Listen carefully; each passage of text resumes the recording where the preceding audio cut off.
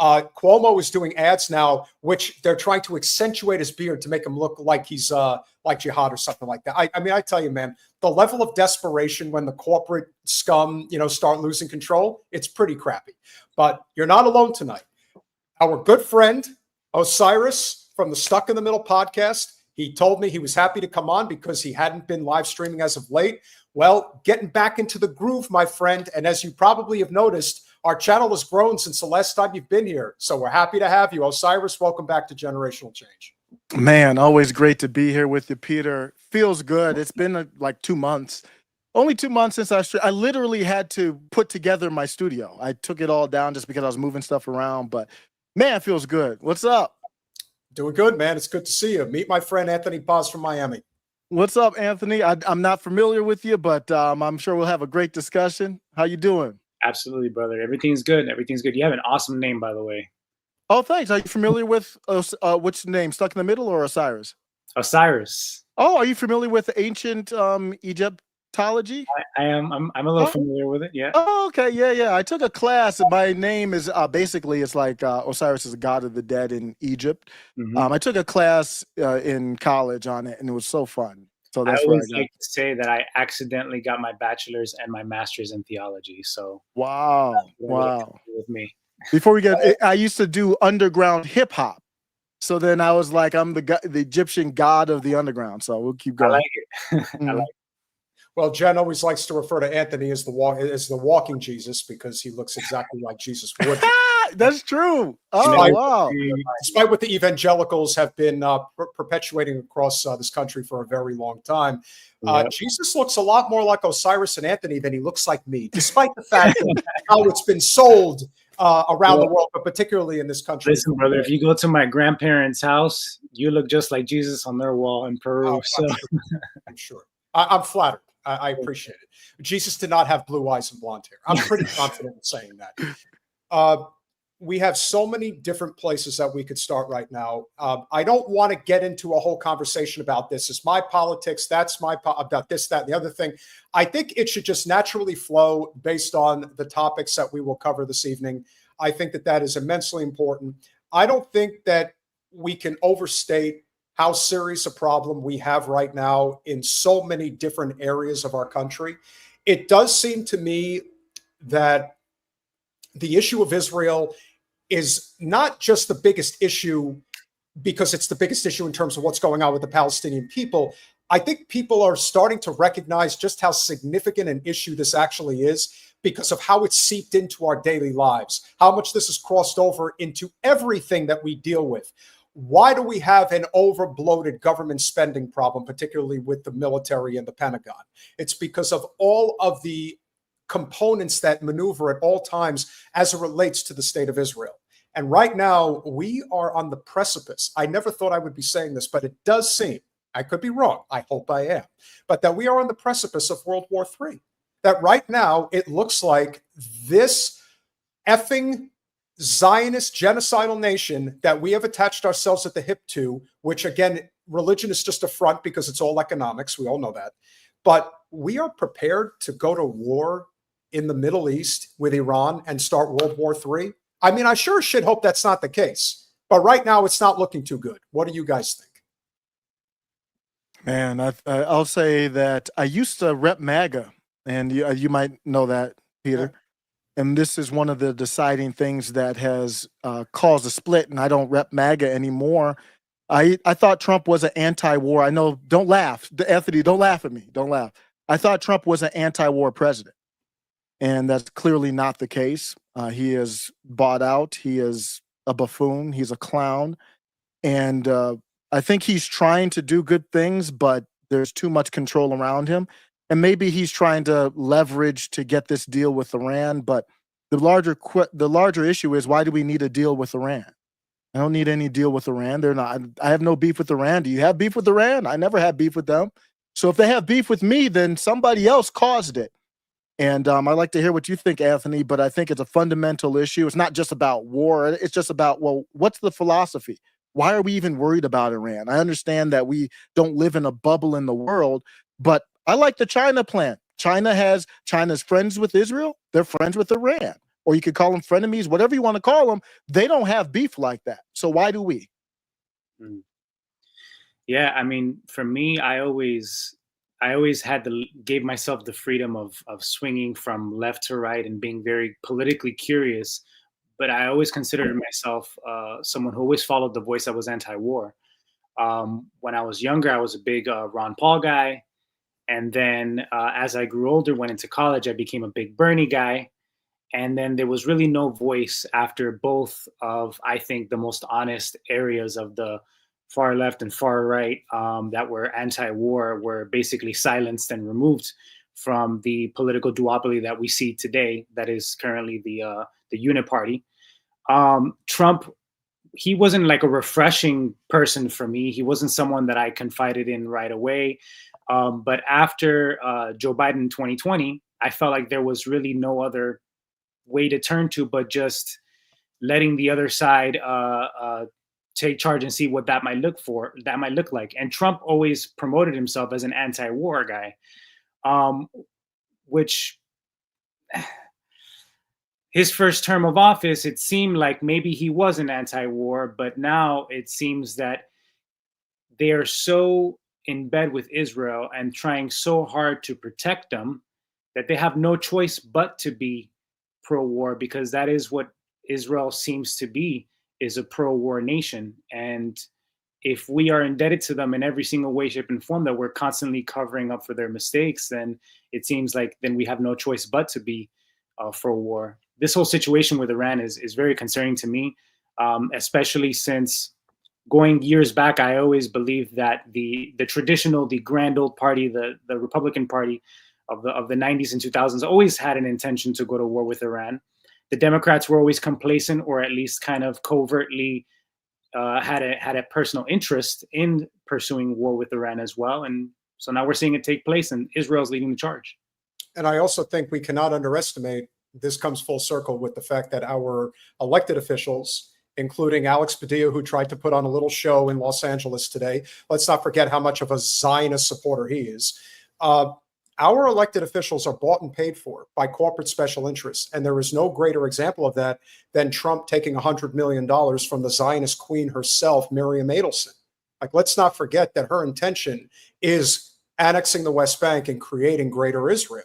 And if that means that Iran is telling Israel, do not annex the West Bank, do not continue to move in on Turkey, Jordan, Egypt, and Syria, or we will go to war, especially with you threatening us. And Israel really is of this mindset, despite the growing fervor in our country right now, that we are not going to ever reject them, that the U.S. and Israel is forever. But I don't believe that's the case. I believe that there are serious cracks in the armor, and I believe that there is going to be a reckoning of that relationship. And it may happen sooner rather than later, as far as I can see. Yeah, it comes to money too. You look back at the Middle East and Iran since '79, they've been working towards breaking away from America. Basically, before that, they were kind of like a vassal state, and for the oil industry and Wall Street. And since then, they've been like, no, we're our own people. So I think America, separate even from Israel, America really has beef with Iran. They don't like how they're operating. They've become too powerful, too much money, and they want to do something. I don't think this ends well, because Iran is different than Lebanon. It's different than Syria. This is not some simple thing. So I'd like to hear what you think about where this goes, but this is not going to be a simple, we couldn't even defeat the Houthis. Not that I wanted war with them, but Iran's a whole different animal. Well, I'm going to show you guys credit to a person from the UK named Brian Berletic. Not too familiar with him, but he did a phenomenal job putting a video together yesterday pertaining to what is happening right now with Iran, why this is happening, and why this is such a dangerous situation right now. In Iran is only possible with U.S. involvement. So do not allow them to get away with this narrative where Israel is somehow undermining the U.S. At any point, if the U.S. wishes this not to take place, It will not take place. All President Trump has to do is tell Israel, we will cut all the money we send you, billions and billions of dollars every single year. All of the weapons you are incapable of conducting military operations without, we will cut that. We will cut all of our intelligence, surveillance, and reconnaissance sharing with you.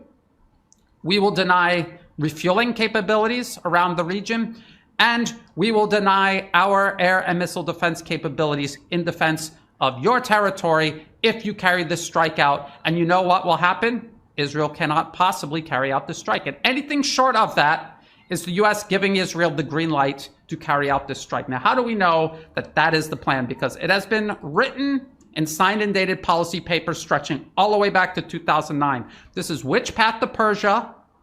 Options for a New American Strategy Toward Iran. It is published by the Brookings Institution. Who funds the Brookings Institution? We have several disclosures. This is from 2020. This is from 2023. This is from 2021. Various foundations, including the Bill and Melinda Gates Foundation. Ooh! Guys, I thought that Bill Gates, because he's a huge donor to the Democratic Party, that he's one of the good billionaires. And that's what I was told. I didn't think he was a psychopathic warmonger on behalf of Israel. But, you know, what do I know? Is this breaking news to you guys too? No, not breaking news. It's kind of funny to see the contradictions here. But I like that clip there because this is a larger thing than I think we even realize, because we're doing proxy wars everywhere. I mean, Russia. How are we going to do a proxy war with Russia? We can't even help Israel take over Gaza. They're basically leveled the place and still struggling there. And then now you're going to potentially go to Iran. How does that work? Well, it doesn't. Anthony? Again, I feel like this has always been the plan. I think the United States has always looked to Iran as the next thing. You know, it was with the Gulf War, and then going into Afghanistan, then going into Iraq, and now they want to go into Iran. And before, Israel wasn't as much of a factor, like during the Gulf War, but it almost feels like, how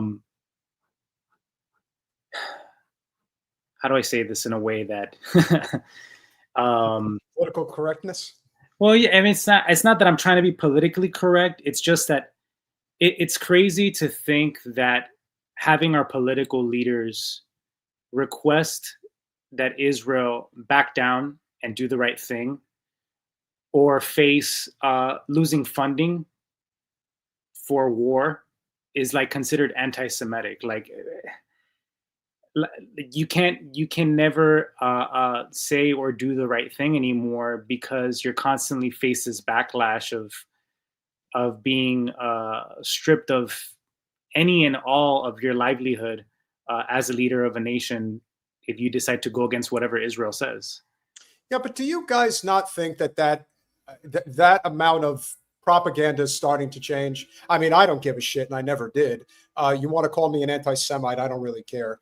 I know what the truth is, and that's all that really matters. I think that there's conscientiously been a blend, and that's what Zionism has been doing for several years, is this, it's the equating of Judaism and Zionism as one and the same. There is no separation.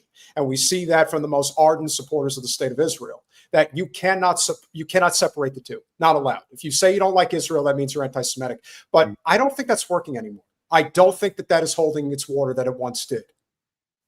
Yeah, ironically, it's Trump supporters who are holding it down, I think, at this point. Yeah. You saw Laura Loomer. I mean, that's not a surprise. I mean, she's a Zionist, a proud Zionist. She'll talk to anybody, but supporting Palantir. Alex Jones had a segment, and he was talking about Palantir. And this is basically, I consider it a extension of Zionism is what Palantir is, the tech version of Zionism. And you see that let's not dive too deep into that. Yeah. I got a segment lined up, all nice and sweet just for that. Yeah, I'm sorry. That's why I'm also being careful about what I'm saying. Is I don't want us to get too ahead of Mhm. ourselves. You know. No, 100%. And I also think, but I think that you're right. And I also think that there is a tremendous split in MAGA right now. Now, I think that the split is predominantly on the side of those that lean libertarian, whether left or right for that matter. I think that's kind of where, Anthony falls. I think that's where you fall, what we have seen. And I think it's going to become more and more profound as we go forward politically. Thomas Massie is the de facto leader of the true libertarian left and right, anti-war, anti-government takeover leadership that this country so desperately needs. He may be alone, but at least you've got somebody. And I can see where, of all the people that Trump pushes on, it doesn't work on him. And the consistency of people saying, back off of Massie, we're not supporting you on this, is substantially large. When you get into people like Loomer, that's a whole other story, and we're going to get to that. But I think what we're seeing right here is the effect, the serious economic, political, social effect of people remaining silent on the issue of Israel, and how we have come to this point now where we are on the precipice of something extremely catastrophic, because people just think that they can be quiet about this and that it's just going to go away. No, it's not going away. And to the Palestinian people, we must ensure that they do not die in vain, because that, more than anything else, is what we're looking at here. And it's crossing over, as I said, into our daily lives. I mean, I know a guy, Anthony, who was a Wasserman Schultz supporter, who's a huge Zionist, who I did a segment on about a week and a half ago. I mean, this is a guy who's making posts on Instagram begging Israel to attack Iran and F Trump if he doesn't do it. Like, that's how psychopathic these people are. They really are out of sight, out of mind. And so I know I sound a little, you might even say I'm a little nuts for thinking like this, but I want to Nakba the Zionists out of this country. I want to do to them what they did to the Palestinians, not necessarily massacre them, but in terms of Nakba them. Hey, Canada, Mexico, you take these people. We don't want them here anymore. You Zionists think that Syria, Jordan, Egypt, Turkey, you're all responsible for the Palestinian people, or they're going to be massacred. No, that's not how it works. But since you insist that that's how it works, maybe you deserve some of your own medicine. We'll continue. Google, MasterCard, Northrop Grumman, Facebook. Do these names sound familiar? Comcast, Daimler, Amazon, Google, here again, Ford Foundation, HSBC, financiers, George Soros's Open Society Foundation, Google again, Exxon, IBM, and of course, Lockheed Martin Corporation. So these are all of the corporate financier interests that fund both sides of any political spectrum anywhere across the West where elections take place, including especially in the United States. Kamala Harris, President Donald Trump, both of them funded by all of these corporate financier interests. When taking office, President Donald Trump has walked side by side with all of these people on his trips overseas during his inauguration. All of the bills and policies that he's passing all cater to the interests of these corporations, these financiers. They're the ones who are funding the Brookings Institution and many other think tanks like it. There's also Chapter 1, an offer Iran shouldn't refuse. Persuasion, and they're talking about diplomacy, but the diplomacy has nothing to do with actually coming to any sort of arrangement with Iran. It's all meant to create the illusion that the US tried diplomacy before resorting to war. And it says it here very explicitly. For those who favor regime change or military attack on Iran, either by the United States or Israel, these, again, they're always talking about the US and or Israel. There's a strong argument to made for trying this option first. Inciting, so it has nothing to do with actually trying diplomacy. It just is a means of appearing to have tried diplomacy. Inciting regime change in Iran would be greatly assisted by convincing the Iranian people that their government is so ideologically blinkered that it refuses to do its best for the people and instead clings to a policy that could only bring ruin to the country. The ideal scenario in this case is not for the US and Iran to come to some sort of agreement and make peace and coexist. That is not any option anywhere in this document or anywhere else in any other policy paper being referred to by this current administration or any administration before it, and certainly any administration that come. Exactly. Yeah, who is that guy? I'm sorry. He's good. I like that. Yeah, he's actually, I made a mistake. I think he's living in like Thailand or something like that. Brian Berletic, and I believe we will have a link to him in the description. Very important information, and kudos to anybody out there whose information that we share on the regular, because our goal on our show when we share other people's information is to inform. That's our job. We're not here to play gossip. We're not here to, talk shit about other channels. We're here to be as informative as we could possibly be. And when it comes to a topic like this, thank you, Nathan. He is in Malaysia. And, sometimes guys like Brian, they probably, because he was a Marine, Lord knows if he was high in the ranks and may have had access to classified information, he may have felt the need to leave the country. He may have felt the need that I've got to go somewhere in the world where I basically can just live undercover for as long as possible. And that's how this information gets out there. And this is the whole point about what do we as Americans really have access to? I still revert back to when Chris Cuomo went on national television on CNN and says, you're not allowed to read those WikiLeaks. That's against the law. I mean, charges should still be brought up against him for that type of what I consider to be treasonous activity, the protection of the corporate state. But as bad as things have gotten, I feel like those walls are starting to fall. The average person you talk to now, I think, is very suspicious of our system and the lack of trust in our system, especially as it relates to all of them committing insider trading on a regular basis. We are going to get to a point where change is going to happen. It's just inevitable. I just hope we get there before we see something as catastrophic as war with Iran. That's my greatest concern. Yeah, the question. I'm sorry, go ahead. Oh, no, I was going to say real quick, that made me smile because I've been saying America first is inevitable, unstoppable. America first, you said? Yep. Yeah, so then and my question becomes, America first, what does it end up looking like? Who ends up leading the charge on what America first looks like? Where are the chips actually going to fall? Because for me, I really don't know what the outcome of all of this is going to be. It has become to a point where I would be able to connect some dots and have some kind of idea of where the wind is blowing. And now I'm at a point where I honestly don't know what the end goal is or will be for these people, and how it affects us in our day-to-day lives. I'm thinking of myself very selfishly, right? 33-year-old man, married, wants to start a family, living in Miami. What does this say for me? What does this say for my family? What does it say for the future of my kids? And at this point, I feel so far removed. Peter, I've always admired you because of your in-depth knowledge of foreign policy, of international relations, of keeping up with all of this. And I have decided in a way to kind of exile myself from a lot of it, because when I would fester in it, man, it would just drive me nuts, because it's such a dirty thing that's happening right now that the ordinary American doesn't know what to do with it anymore. Yeah, that's a very good point. And I think collectively, this is why these conversations need to happen. I mean, Osiris was a guest on our podcast. I mean, he did a solo show with me once, and I think we were getting 30, 35 viewers at a time. Right now, we're at 350. Let's go. Nice. I'm not surprised by that. I've always talked, this is the war room of the left right here. I don't even consider myself left. I just consider myself honest.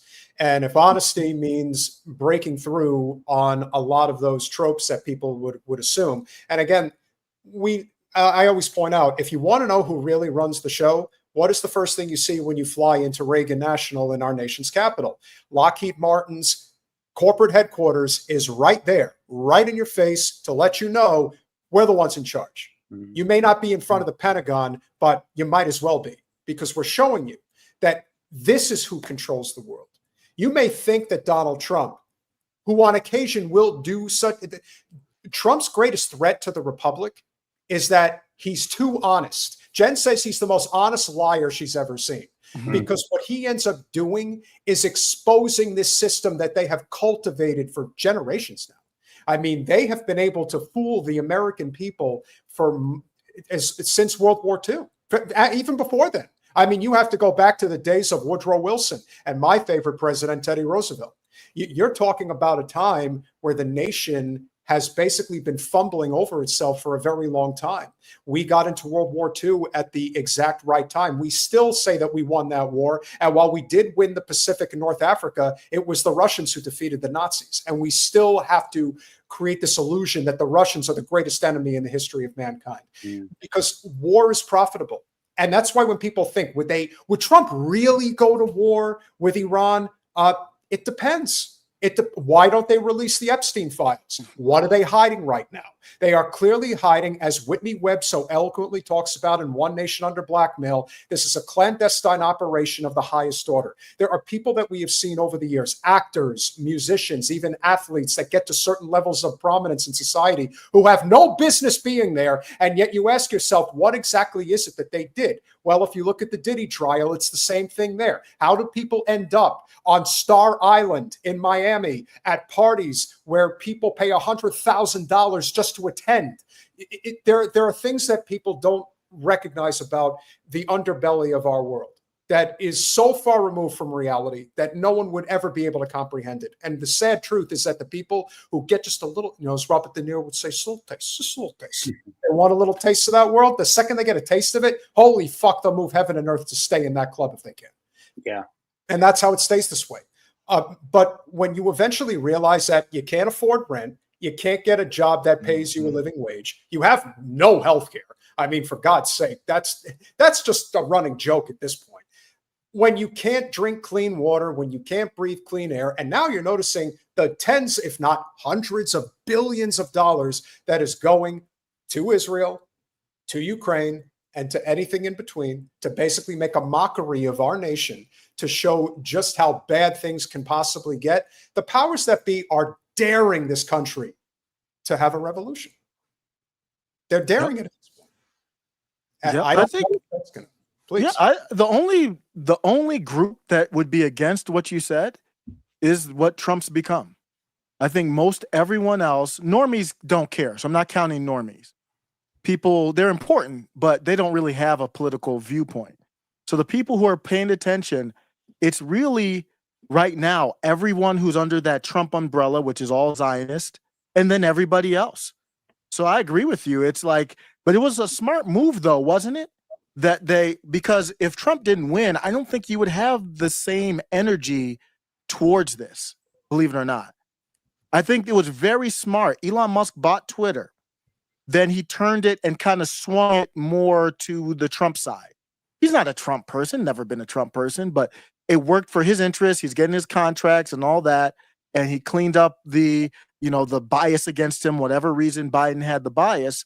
And now it's like, that's where the energy is for the Zionism. Outside of that, I don't see any energy for this.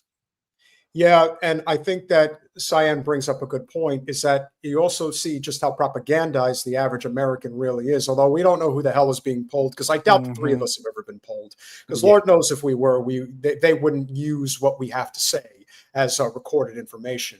I definitely agree. And I also think that this is a great transition into a conversation that I know we've been wanting to have, which of course is Palantir. And I still don't think people truly understand how big of an issue Palantir really is, and how Alex Karp, who's one of the biggest Zionazis out there, this is a person who has broken bread with Joe Lonsdale, who apparently really hates Jen Perlman. He's made that clear and likes to block us on social media. Another snowflake Zionist scumbag. And of course, you have Peter Thiel. They call them the PayPal Mafia for a reason. When you're constantly moving money all over the world and you don't want it to be traced, you don't want to know which illicit form of business is doing the deed, so to speak. Same thing with crypto, just putting that out there. I think it is very important that we be honest about why Palantir is so dangerous and why you see all of those so-called MAGA influencers led by Laura Loomer, Jack Posobiec, Miles Ian DeJong, all these guys. why are they constantly singing the praises of Palantir? Because like any of the corporate liberal establishment, bloodsuckers, if you will, that are just looking for a payday and will espouse any message that the corporate party line is going to throw at them, that is the reason why we are stuck in this sort of 1984-like existence where everything that we do is under constant surveillance, because they want to make sure that their corporate entity, if you haven't seen the last Mission Impossible movie, I advise you all to go see it. A lot of great political messaging in that movie, I must say. But if there is somebody who I think commented on this perfectly, it's Tim Dillon, another comedian turned incredibly effective social commentator. You have Amazing. not one reservation about what's going on over there. I'm not saying you have to feel one way or another way, but if you don't have any if you have no reservations about what's happening with all these kids getting killed, I don't know, I can't trust you. If you don't have any reservations about Palantir taking everyone's information, I don't know. I don't know if I can trust you. I think they're buying people left and right. This is my guess. It's not a guess. They try to buy me. My pussy costs a lot of money. I get invited to these dinners. I don't go. I've been invited to Thiel's house multiple times for dinner. I don't go. It's no shade at them. Well, just so people know, I'm not putting anything out there other than the truth. Tim Dillon is gay. Peter Thiel is gay. I'm just saying. Or whatever, The reason I don't go is I remember one dinner, they're like, we'd like to discuss the media. I go, what? No, thanks. We'd like to discuss dinner. We discuss the media and culture. No, thanks. Appreciate it. That's fine. Don't need a. Here's what I'm doing every week. I'm discussing the media. Hey, good news. I have a show. You can listen to it. You can listen to it if you're curious about. But I've been to some of these places. I've sat in these houses in Austin with these tech people, and I know what they want. And I know what they want me to go out and cheerlead for and say, well, it's actually a great idea. And there's probably a lot of money in it. And I just can't do it. And that's really what it comes down to, isn't it, guys? Yeah. There's a lot of money to be made to be a sellout. Yeah. And to sell out your fellow man, woman, and child in this country.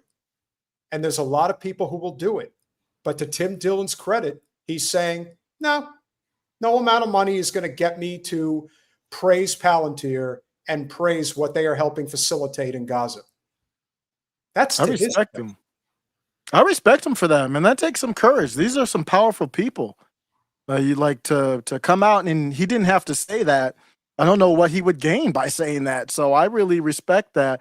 I don't like the visual, Peter. If you could just the visual, like, oh, they're both gay. I don't know what Peter was up to. I don't know. I don't want to get into all that. But as far as it comes to Palantir, I was only bringing that up because Tim Dillon was pointing out that Peter Thiel is constantly inviting him over his house for dinner. It's relevant. Saying. It's relevant, but not a good thought. But I view Palantir, for a lot of people don't understand what Palantir is. It's just basically like a Google search for whoever wants to pay for it. But this is really the deep state. I mean, it's really like a Google search for the administrative state, deep state. Basically can search on damn near any record that they get from you. And the problem here is that it's a private company. So it's and I know they have offspring like products like Foundry and all that, but it's Palantir. So how does a private company get involved? So they have my data, but I can't search on what data they have. This is just fundamentally problematic. And Donald Trump ran, a lot of people don't know this, the first agenda of Agenda 47 was a digital bill of rights where you as the consumer would have rights over basically your data. And he gets into power, hands it over to Doge. Doge gives it to Palantir. Insane. which also has to make you wonder, guys, why is it that in the course of 48 hours, Elon Musk goes from saying that Trump is in the Epstein files to, I'm so sorry, I misspoke. I should never have said such a thing. I apologize, President Trump. I mean, Yeah. to me, Crazy. to me, that's just Musk telling on himself because, again, one nation under blackmail. All these guys. There's something out there on probably just about every one of them, and they don't want anyone to know about it. I think Yeah, I expect the worst. the blackmail and extortion is to a degree that we can't even comprehend. You know, this Palantir thing, which I've only looked at the very surface level, is, from my understanding, just makes the Patriot Act look like dinosaur technology in terms of what its objective and end result is. The reason why a lot of people put their trust, a lot of specifically, libertarians and really disappointed Bernie supporters, like the likes of Joe Rogan, the likes of Tulsi Gabbard, right, the likes of RFK, the likes of me, who were considered like traditional libertarian-leaning. It's kind of strange. It's like libertarian progressives. I don't know. There's a term that's very difficult to, but that's kind of, it would be classified as libertarian left. You can say that. right. Okay. So, they ended up going with Trump on the premise that they believed that Trump was going to be the anti-war, the pro-freedom, liberty of the individual. And once he came into office, I think that what allowed the 180 to happen is because of how deeply embedded our political leadership is with Israel. I think it goes back to that. Whether it's Iran, whether it's Palantir, whether it's the Epstein files, there's always something that somehow involves directly or indirectly or implicates Israel. And the ordinary Joe like myself can't point my finger at it, but we're not stupid. It's like we see what we're seeing and we're feeling what we're feeling. Yes. And so we rely on people like Tim Dillon to help us laugh through the pain, because at this point, there's not much else you can do. Yeah.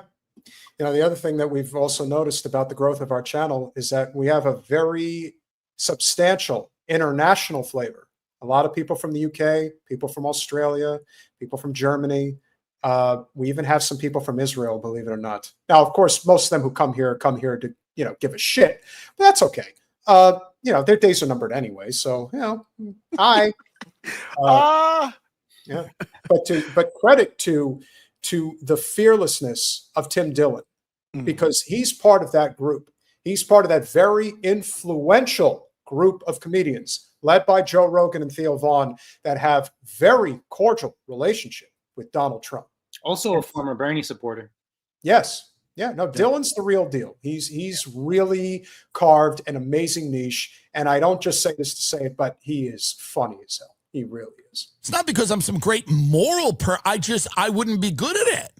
I'd be terrible at coming on here going, well, the good thing about the list. Well, no, if you actually think about the list this way, all my people that listen every week go, what the fuck happened? What the fuck happened to him? So my prediction, and I don't want to name names because I don't know, but my prediction is you're going to see a lot of people over the next 6 months start thinking this list's a great idea. They're going to start telling you how great this is and how it's about terrorism. That's that'll start going, well, it's the terror. Have you heard? Is terrorism going to... This is going to happen. Yeah. He's absolutely right. And I think it is important now to pull up a clip. Now, Osiris, you have obviously spoken very favorably, much to my disagreement in many cases, about Nick Fuentes. But I have noticed a lot of what he's been saying lately. Now, granted, a lot of it may be coming from a nationalistic lens, and it is what it is. But he has been, and not even doing it the way I felt that Dan Bilzerian's been doing. Dan Bilzerian is an open anti-Semite. Like he's pretty adamant about the fact that he just doesn't like Jews. Okay, fine. whatever, which is why I wouldn't break bread with him. But the way Nick Fuentes has been doing it, he's just been doing it from the lens of, I'm America first. You could call me whatever you want, but Israel controls this country and it's unacceptable. And he has said the same regarding the connection with Palantir. And he did this with Alex Jones. And that's what made this even more impressive. Really gives me a lot of concern. They put bombs in the pagers and they're involved in procurement for the U.S. military. You know, Palantir, all these new generation defense contractors, they're all over Unit 8200. They're all over Ehud Barak over there in Israel. It's filled with shadowy corporations that are funneling their technology into our country. We're going to trust them in our Well, I'll say this about Palantir. It's all really the hot thing to say it runs everything and it's so big. It's tiny compared to the other AI companies and defense stuff. That's not true. And the fact that he even feels the need to say such a thing, I think also speaks to a greater indicator, which is Alex Jones, for those who may not know, lost a really incredible, huge lawsuit, which he did lose. And because of what he said regarding what happened at Sandy Hook, he is now on the hook for hundreds of millions of dollars, basically for the rest of his life. Now, who's to say that he doesn't form a relationship because of the reach that he has with his social media platform with somebody like Mr. Karp, who says, listen, if you go easy on us, if you even suggest that we're not even a big problem, we can make some of that money go away. And believe me, they can make it go away. If anybody has seen the movie Scarface, and everybody knows what happened to Tony Montana before things got really, really bad, he met with Sosa after he was indicted. And Sosa told him, we have connections all the way at the top of the U.S. government. You'll pay a big fine, but you're going to avoid jail time. That's the type of stuff that really goes on. And you have to wonder, Mr. Alex Jones, Mr. the day after 9/11, saying that Israel is responsible for the towers getting hit. Now he's saying this bullshit? How do you not put two and two together? How do you not recognize that he is one nation under blackmail? That this is a man who wants out from the hell that he has found himself in. And somebody like Peter Thiel or Alex Karp has the power to take that and make it right for him. So just don't say anything bad about Palantir. Am I wrong? You're absolutely right. You're taking us into deep waters, my friend. We have to. I care. We have to. Alex Jones is half the man he used to be, figuratively and literally. I give him credit for bringing on Nick Fuentes, much credit for that. But you could see the change in the whole room when he kind of tried to hid the Palantir conversation. I couldn't believe when I saw this. Alex Jones hiding the Palantir conversation. He's scared to do it. I don't know if he has deals or what's going on, but obviously something's not right there because he's not questioning it. He's not challenging anything Nick said. He's trying to soften what Nick said. Why? Why would Alex Jones be doing that? That's very concerning. Heck, we even have paid propagandists for Palantir showing up in our chat now. Man, our channel's really growing. I got to say. Wait, what did it say? What's the issue with Palantir? It's an American company. No, that's a fair question, though. What's the issue with Palantir? Well, we talked about that a little bit, that it's a private company. So if our registered attorney was here right now, she would tell you that your constitutional rights, they don't exist anymore. The Constitution, you want to light that on fire? Even if you did it now, it really wouldn't make any difference because all of what we have held sacred and dear has been gone, which is why anyone who voted in favor of the Patriot Act, which had been sitting on the sidelines for years prior to 9/11, which is why everyone is convinced now that 9/11 was an inside job. Because as soon as 9/11 happens and they pass the Patriot Act, as Jen said time and again, you have now kissed away 4, 5, and 6 from the Constitution. Goodbye. And you're never going to have them again. And now, as it relates to our right to free speech, that's gone too. We don't have that. I'm not saying we need the Third Amendment, although I don't know if we're ever going to have war on stateside. But if we did, we'd have to quarter some people. Point being, this is a nightmare scenario that we are now seeing as the unraveling of our constitutional republic. There is no question that it is on its last legs in so many ways. When somebody like Alex Jones, it's not even a question of him saying, that Palantir is bad, but maybe not as bad. He's basically saying they're not bad. They're not that big of a problem. Only somebody who is compromised, in my opinion, is going to defend Palantir, knowing what they're up to and knowing the level of involvement that they are in with the genocide in Gaza. So the fact that he is saying this, knowing that he has spoken at length before about how bad Israel is, the only thing that comes to mind is that he's compromised. Yeah, and that question could be an honest question to explain that. I'm not sure, but here's the triggering event where I really crashed out and called people from MAGA maggots and completely called them deplorables was the Kilmar Garcia. I asked people I respected, like Jack Posobiec and others, wait a second, how do you scoop somebody off the street and put them in an El Salvadorian prison with no check to see if they're here legally or not? Then I asked people, was he here legally? You can kind of parse these words. Was he allowed to be here? That's a fact. He was allowed to be here. So how do you scoop somebody off the street? It's all through Palantir. They're using this immigration OS software that allegedly, we don't know for sure, but we know they have the software, but we don't know for sure because it's all private. If they use that to scoop up Kilmar, they're using AI. So they have these filters on it, and they got it from the MS-13 and all this stuff, even though it wasn't, for certain with him. And they said, oh, this guy shouldn't be here, when actually it was a mistake. Trump admitted it was a mistake. So I go to MAGA and Trump and these people's supporters, and I say, well, what's going on here? Obviously it was a mistake. Why are you supporting this? And they don't say anything. Oh, he's a gangster. And then they start smearing him. Then they start saying, well, he did this to his girlfriend or whatever and all this other stuff. I'm like, that's not what I'm asking about. So that's the problem. If they can scoop Kilmar Garcia off the street illegally, unconstitutionally, they can scoop anybody. They could knock on the door right now and take me to El Salvador. I think there's a lot of beta testing going on and seeing what it is that they can get away with. And then there's also just a lot of orchestrated chaos that just happens over and over again.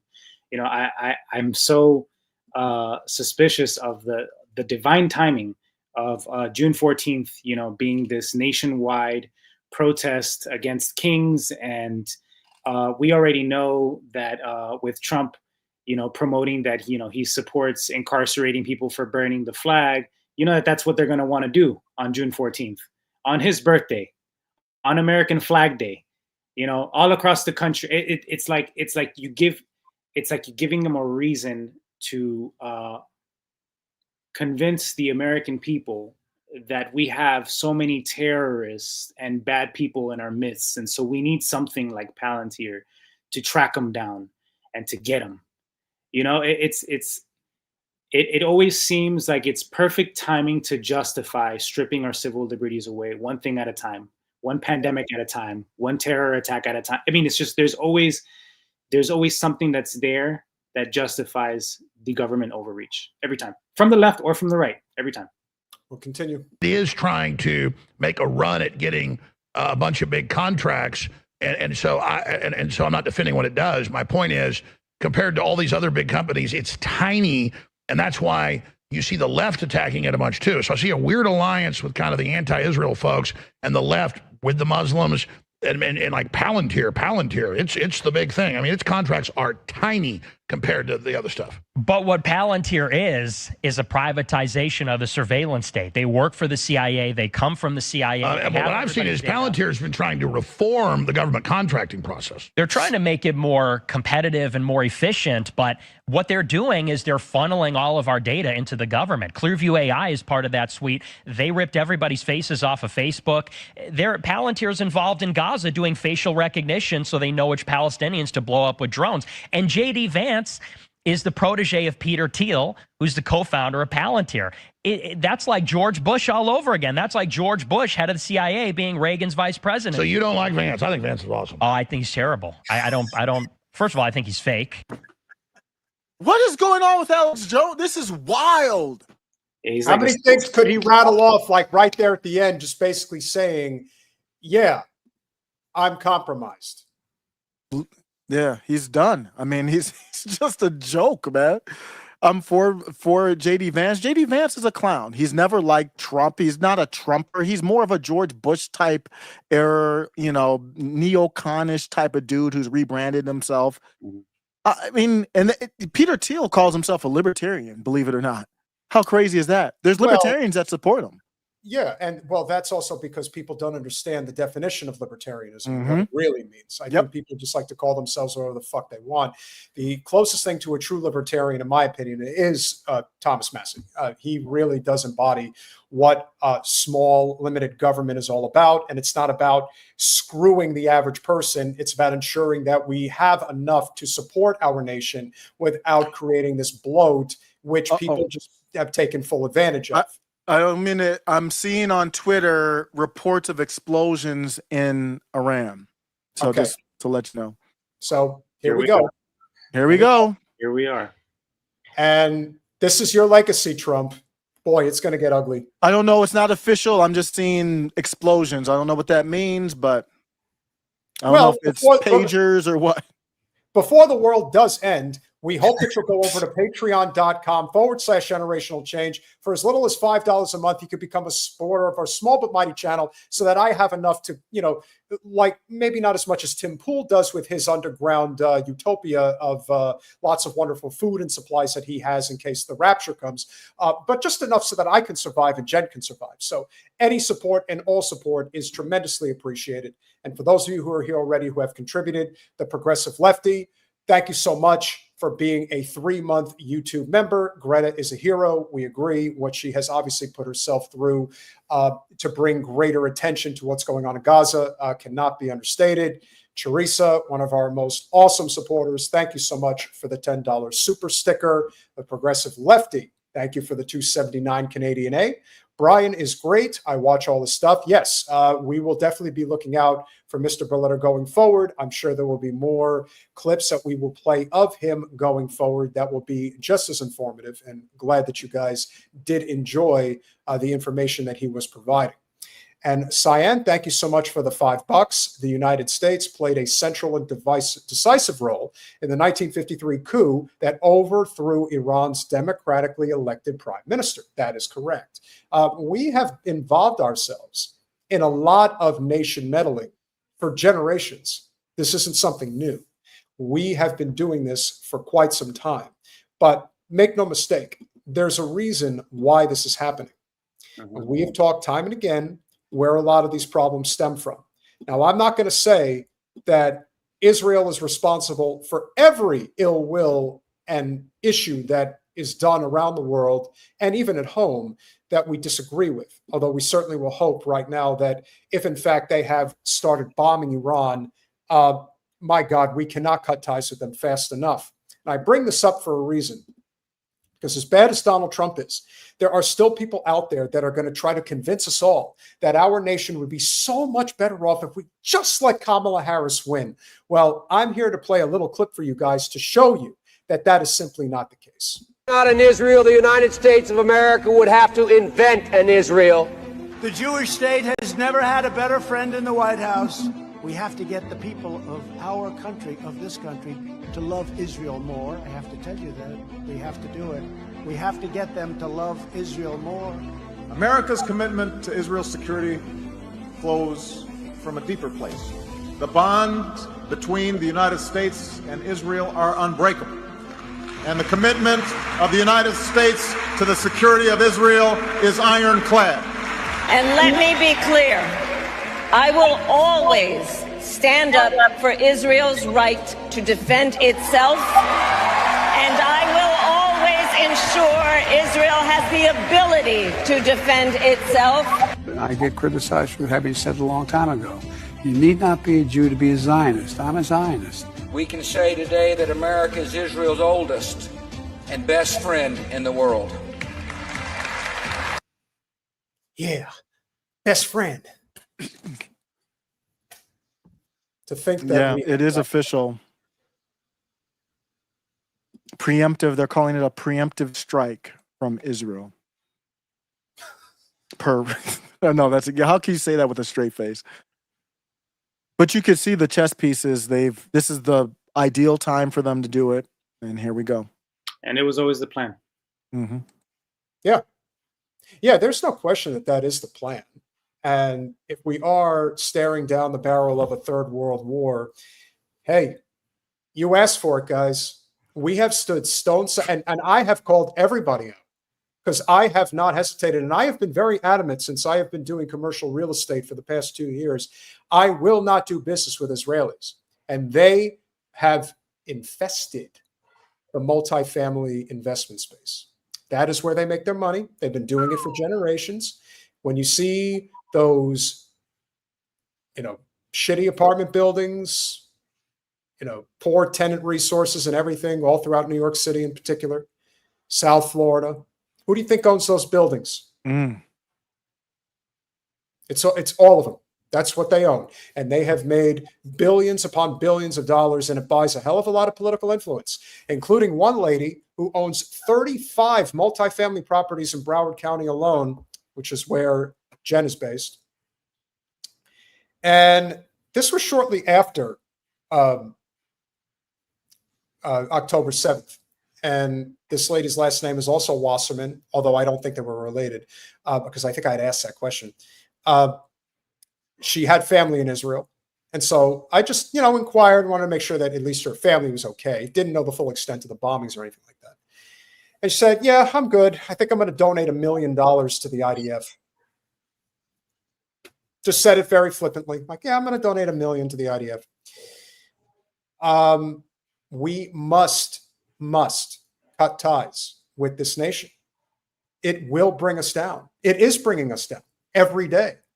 We are seeing the disintegration of our empire every day.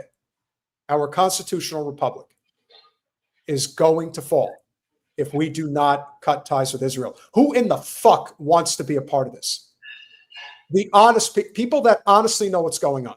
Why would you ever want to have anything to do with this? That's my question.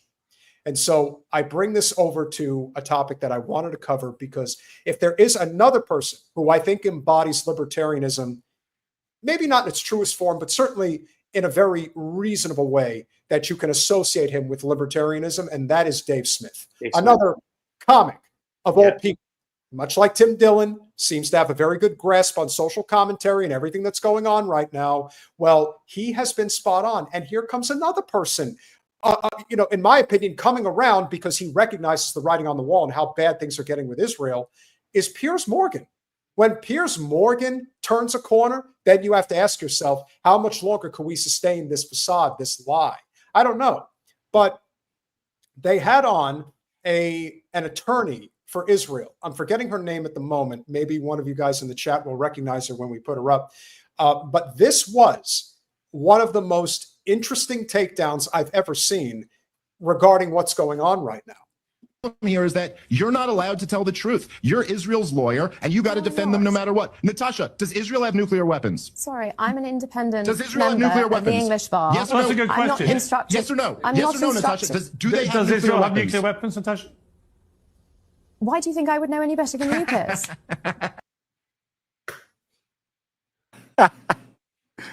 I mean, last I checked, it does seem like the reason why JFK was assassinated was because he was preventing Israel from getting nuclear weapons. And they said, I guess we're going to have to do something about that guy. And that's why LBJ covered up the USS Liberty massacre, among other things. I mean, it's really not hard to see it, but here's a really simple example of just backing an Israeli power broker into a corner and asking them a very poignant question. And Natasha can't answer the question, or knows that if she does answer it truthfully, that is not going to be good for her and it's not going to be good for Israel. Tell me I'm wrong. Ooh, that was a great. It's comic. Dave Smith is so battle tested. So he put her in the corner. He's like, yeah, I got it. Like, she can't answer the question. So it proved what he was saying. If you do the research on it, we know pretty much for sure Israel obviously has nukes. And we've known going back to the 80s, but she can't answer the question honestly. She can't even acknowledge like what's out there. Checkmate. I mean, Dave is one of the best out there at positioning it and exposing other people. Yeah. I mean, it goes without saying that they will. Again, the whole concept of Zionism in the state of Israel is a lie. So to even admit wrongdoing is a fatal error on their part, which is why they must obfuscate at all times. There cannot be any breaks. But let's see what else I have to say. What's the name of your company? You do know you are not telling the truth, and so you won't say it. You're playing a different game than me and Pierce are. We are having a conversation about what's actually going on. You're a lawyer who's not allowed to incriminate your client, which is Israel. The reason why 2 former Israeli prime ministers have come out and said that Israel is committing war crimes in Gaza is because Israel is committing war crimes in Gaza. The reason why Israel will not let journalists into Gaza is because Israel is committing war crimes in Gaza. And the reason why Israel is killing Palestinian civilians in Gaza, and the reason why they're building up more settlements in the West Bank is because, as Smotrich has said, as Katz, the defense minister, has said this week, and as Benjamin Netanyahu has said for years and years and years, their plan is greater Israel. And that is the reason why they're attacking Iran. But remember, guys, they're attacking Iran for a reason. They want to draw us into the conflict and create a world war because they can't do this without us. You thought that Israel was getting money before? Holy fuck, you ain't seen nothing yet. Right. Yep. Dang, that's crazy. I don't know what's going on. I don't know what's going to happen with that because war is so expensive. I looked up the Yemen, the Houthis stuff, 52 days, 2.5 billion just for that. That's the little Houthis. So I don't know how much we're going to deal with here. This is going to be bigger than I think Russia, Ukraine, even though that's more land mass because Israel's such a small place. But this is going to be crazy. You got more distance here. So you've got more bases, and it's going to be tough to strategically defend it all. No wonder there's evacuations.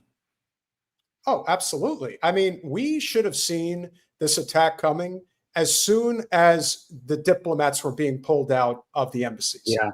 Like, you have to know that the reason they're doing that is they're like, oh, yeah, we're going to strike. This is so insane. And yet we are one nation under blackmail. So when people are asking, hey, how come it looks like a healthy margin of the MAGA base does not want any part of this, and yet Trump is still going forward with it? Because he doesn't answer to the people. He answers to corporate special interests like everybody else. Yeah, I hate to say it. I think the active part of the MAGA base supports this. I think they actually do support it. That's the only reason we have it. Well, the friends that I have that are still sort of MAGA, they're not with it. They're not with it at all. But they're like, well, this is what we got. We gotta roll with it. You know, I think that Trump came in thinking that maybe he still could find a way to not allow this next step to happen between Israel and Iran. But once he came in, there really wasn't anything he could do about it. As it is with most people that aspire the highest office of the land, if you're not already bought and sold, and you have some sense, like even maybe just a little bit, an ounce of integrity left, you might come in thinking that you could still run the play, but then you're not able to. Because I actually really believed Trump when he said that he was going to be the peace president, that he was really going to try. And I think that he tried, and it happened very quickly, was not able to. I have no proof and no backing of this. I, as someone who, at the beginning, when Israel, with the attacks on October 7th, when they happened, I remember I had a conversation with you, Peter. I was actually in Washington, D.C., and we were having a back and forth argument, and I was saying that Israel has the right to defend itself and everything like that. And as time went on and we started to see what Israel was doing in response to this attack, it was just it's irreconcilable. It's completely irreconcilable. You add that with all of the blackmail and the extortion in the United States as a result of Israeli intelligence and whatever it is that Israel is doing to allow Americans in power to not distance themselves from the state of Israel. And I think we end up with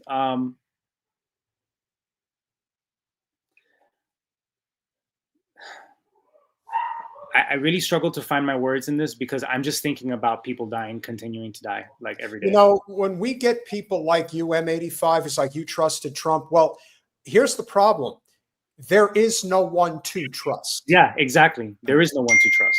I didn't trust Trump when I supported him. I didn't trust Biden when I voted for him in 2020. I don't trust any of these motherfuckers. But when you don't have a choice, your back is against the wall. What do you do? So Iranian kiddo, to your family, to your friends, to everybody, whether in Tehran or wherever they may be, we hope that they are safe. This can get ugly very fast. So just hunker down.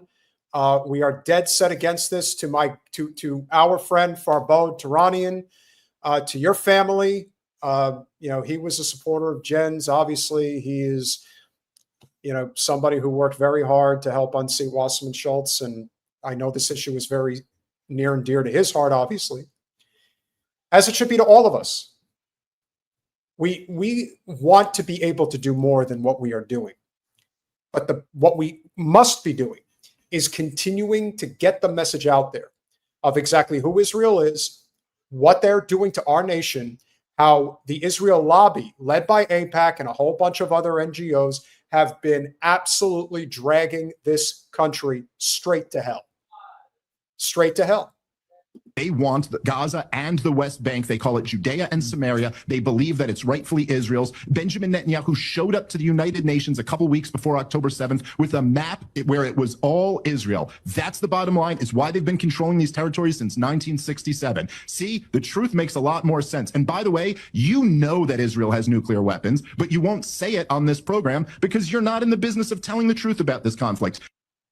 And what makes this statement from Dave even more prophetic is the fact that he is Jewish. He was raised in this environment. He knows exactly what their modus operandi is and why they say what they say.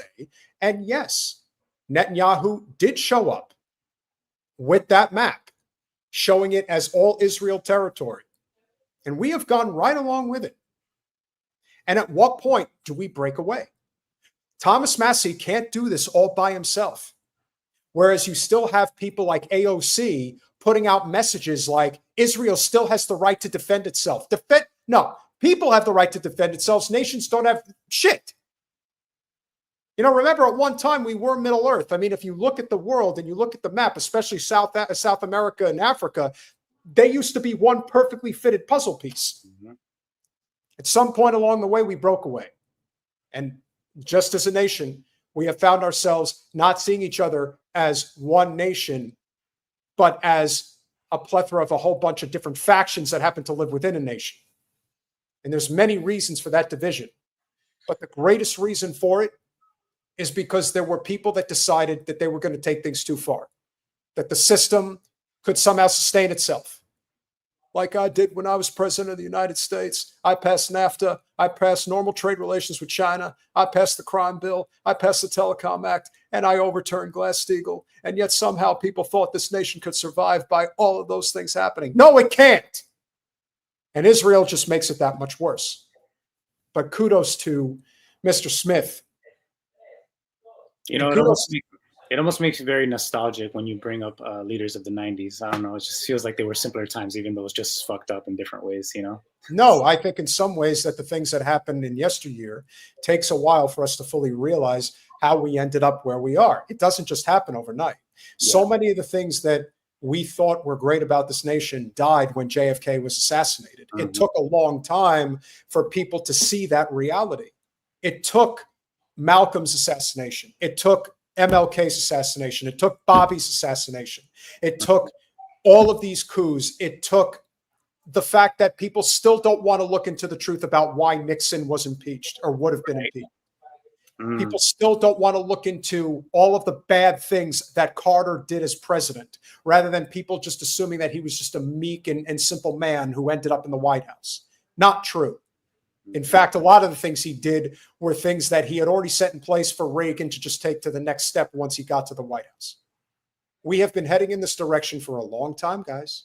This didn't just happen overnight, as much as I hate to say that, but we are kind of, It's like a game of musical chairs, and we're the ones looking around recognizing that there's only like 1 or 2 chairs left, and we're fucked.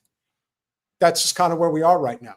If you really took a survey right now and asked the average person in this country, do you want to go to war on behalf of Israel? Do you want to go to a world war against Iran?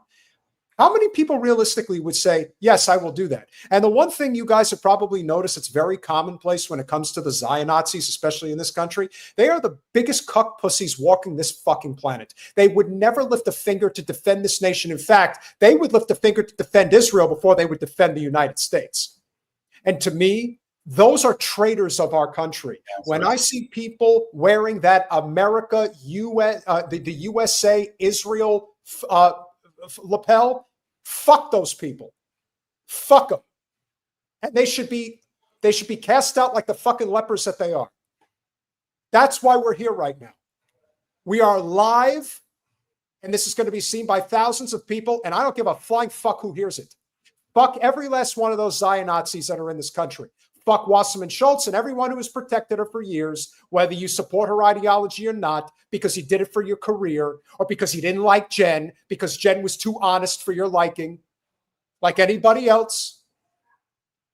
When blood is being spilled, when innocent children have their heads blown off, I bring my black brother and my Latino brother on this podcast tonight to unmask what real racism is, because I get sick and tired of everybody talking about what they think racism is in the United States. You don't have a fucking clue what it is. The Zionist ideology, that's real racism. That is, I am better than you ideologically, religiously, culturally, ethnically. I'm better than you. When the 2 people were gunned down in Washington, D.C., they wanted to throw a military parade for those 2 people. 100,000 Palestinian kids dead. That's not enough. Let's kill all of them. And you have the Zion Nazis that are out there that say exactly that. You know, Peter, the reason why I've been so out of the game when it comes to politics, when it comes to activism, and the reason why even as I speak, I find myself kind of trying to be as coherent as I possibly can, is because I just feel like we have reached a place where it's not even just political and a secular issue. The peace that I have made within myself when I think about all the stuff that's happening is because I understand that this is, at this point, kind of low-key, really, truly a spiritual warfare. And I've had to lean more towards my faith at this point to get by when I try and grasp the extent to which the United States is in peril by maintaining this relationship with Israel. And I don't know what that says for the future of my home, of my family. That's where I'm at, you know? I wish it wasn't so scary. And I think it is incumbent upon us to continue to expose who these people are. Colin, is Richard Gage the clip of the Zionists preaching genocide? Is that what that is? It might be. I don't remember exactly. Can you check it behind the scenes? I want to confirm, because I we've done this before. We have highlighted specifics pertaining to who the Zionists are, and they're very overtly open genocidal ideology, what they believe in. But they do believe in this sort of benevolence, if you will, that they can do no wrong, and that they are proud of wanting to kill people because they believe that other people, again, it's total psychosis. It is a cult. It is it's definition of a cult. Now, Peter, I don't want to play devil's advocate, and we don't have to go there if you don't want to. Okay. Test me. I know you like to. I also have the concern that in our efforts to really paint Israel with the face that it deserves to have because of their actions, it's really, you don't have to do that much to show them who they really are. On the other hand, you have a lot of these Islamic nations that they would not tolerate people like us either.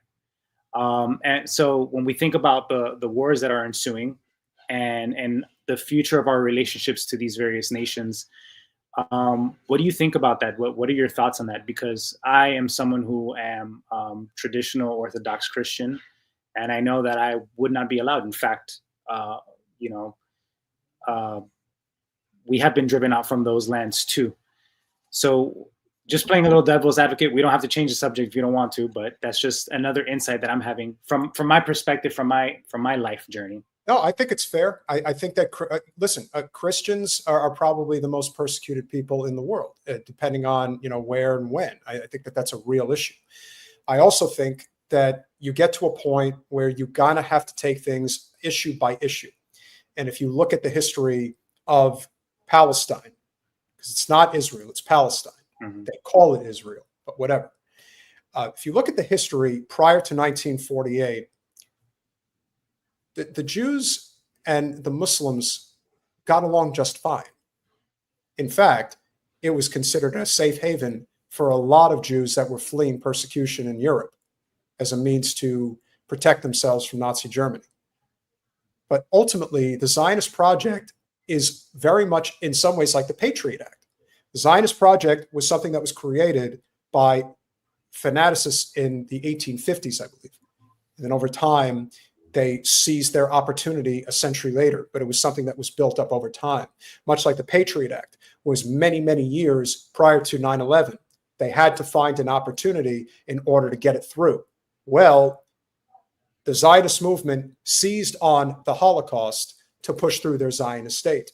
And that's what has created so much of this anti-Muslim bloodshed in the States, and also the anti-Christian bloodshed that exists in some of the Muslim nations around the world. Mm-hmm. If you massacre people out of their land where their ancestors are from, remember, there's a substantial portion of the Zionist population is Eastern European. They're not from the Middle East. In fact, do you gentlemen know where the number one nation in the world for skin cancer is? Do you know what it is? Israel. By far. Because regionally, they're not from there. Correct. They don't have the skin tone. Mm-hmm. I can't live in the desert because I, unlike you guys, do not have enough melatonin in my skin in order to sustain it. It's not healthy. I can get skin cancer. We'll bring some sunblock for you, brother. Don't worry about it. Thank you. I'll wear it. I mean, SPF 100 every day. And what fun is that? You're giving me flashbacks being on the campaign trail in the midsummer. Listen, it takes a while for me to get some good color, but I can do it. It just takes a while. You can be done in 10 minutes. So the heck with you. You have it a little too easy with that Mediterranean skin. But for me, it's more about the fact that they have moved in melanin. Yes, I said it wrong, Irene. I apologize. This is our problem now. And this is the whole libertarian aspect of our politics. It wouldn't be such an issue if we weren't directly involved. And yes, modern monetary theory is a real thing. The government prints money and it spends it, and then we get taxed. Well, the government is spending money to aid and abet a genocide and now potentially a world war. Where do we have a say in this? Where do we, the people, get to say, I'm not on board with this. I'm not doing this. Why should we defend these people right here? It doesn't matter who your enemy is. You need to destroy their offspring to prevent them from creating more offspring. I just think we need to kill them, every one of them, and that's it. Speaking about more than 2 million Arabs. Mm-hmm. This lady is one of the biggest psychopaths walking the earth. She's one of the true leaders of the Zionist movement, just so you guys know. They will not stay there. We, Jews, will be in Gaza. That sounds like ethnic cleansing. That seems sociopathic. I can... Doesn't it? No, not at all. This is normal. No, a single loaf of bread should go there. They're starving to death. Who cares? Fuck them. They're subhuman. They're beneath us. See, guys, that's what real racism looks like. Yeah, I saw an interview of an IDF soldier that was also saying, I just want to bomb Gaza. I don't care if they're children. I want to kill all of them, There's obviously a radicalization that has taken place. What they're taught, I remember Jen also shared her story, her upbringing, the way that they teach them in schools. And sure, the other side, you can say that Palestinian children are also raised to be martyrs and to this and that. But I mean, from where they are, death and genocide is all that they have known their whole entire lives. When you ask, why are we aiding and abetting Israel? Why do we continue to support them? I think you have to look at leadership, and the American leadership that's compromised by Israel. And I think this does go back to leaders doing some real weird, illegal things and being blackmailed for it. And I just think that they will never give up supporting Israel because they know that their reputation is on the line. And I think that the amount of dirt that Israel has on American leadership, including our entertainers and people influencers in the United States, it's so deep that it would be a national security crisis for all of this to come to light. So I think that's why they continue to aid and abet Israel. That's fair. Osiris? Yeah, Lindsey Graham just posted on X, "Game on, pray for Israel." Oh my God. And my thought right now is I'm done with democracy, representative republic. It doesn't matter. What matters is what are the morals of the people who represent you? Yeah. And there's no fixing this. The people that represent us, their morals is their power, money. They couldn't care less about anything else. And I've talked to people on the right about mass deportations and stuff. And I'm like, I don't blame you for that, but what does that really fix? It doesn't fix what we're seeing here. It doesn't fix the war problem. It doesn't fix that our politicians are bought out by another country. So why is that the focus? I think we're lost right now. Anytime you see an elected official, and the fact of the matter is, guys, there's not enough people that do the on-the-ground work in our nation's capital like you should. That is why I personally love the Ron Paul Institute, but I also love Code Pink and the work that Medea Benjamin and her organization has been doing on the ground for years and years and years. When some scum-sucking Zionist piece of shit like Congressman Brad Sherman from Southern California is walking into the lunchroom in the U.S. Capitol, this is how they should be treated. Every time, every day. As you eat your breakfast here in Please leave me alone. As you eat your breakfast here in Congress, we are funding the forced starvation of the Palestinian people. You are working for the genocide of the Jewish people. Oh God, I'm You a support Jew. Hamas, and you're. I'm a Jew, sir. It is not the genocide of Jews. It's the genocide of civilians. They're harassing everybody that comes in here. I am a big pussy and I can't defend myself against a bunch of little ladies. Now, can I please eat my lunch in private? Man, he gives off Woody Allen vibes if he ever did. Holy fuck. We, as you're eating your breakfast, we are forcibly starving the people of Palestine. Hey, that's a hell of a lot of blood money. $700,000 from the Israel lobby. It's a lot of money. But he'll never wash his hands of it. And yeah, they don't like being bothered. Wasserman Schultz, as you know, Anthony, she just avoids public at like all costs. She's mastered the art of avoiding public. Yeah. She's mastered the art of it. The only time she shows her face is when she's around people that she thinks she's safe with. That's it. Like she'll go to the synagogue at Century Village. No pun intended, guys. They're not all centenarians, but they're all pretty old. And, you know, when you feel you're amongst your people, then it's okay. But to actually face the public, no, they don't do that. And this is again, a reflection of how bad things have gotten. We also are facing a serious problem where the rise of anti-Semitism has become an issue, but it's become an issue because of the blending of Judaism and Zionism. Mm-hmm. And there aren't enough people that are speaking up against it the way that they should be. I think you guys can both agree that we are facing a serious problem right now when we have this sort of equating of one and the other, and that there is no separation. And you don't have enough people like Jen Perlman, like Steve Donziger, like Norman Finkelstein. There's several others that have done a great. Deborah Winger, of all actresses out there. And you know what I always found interesting about Deborah Winger, who is a great actress, but she was always somebody who was regarded as very difficult to work with. And I always find it interesting that the people who are the real honest people about the world as it is, the ones that don't play ball with the establishment, Deborah Winger basically got cut off from Hollywood a number of years ago. And you have to wonder, for somebody who is as outspoken of a Jewish woman in favor of the Palestinian people, that there isn't some truth to the fact that she don't play ball. She doesn't defend the Jewish line. And it was always interesting to me when we would see the reports in Hollywood about this person's Jewish, or that person's Jewish, or that person's converting, or that person's who gives a fuck? But it also shows you the power of that Israel lobby, the propaganda that gets thrown out there in the movies and the tabloids and all of that stuff.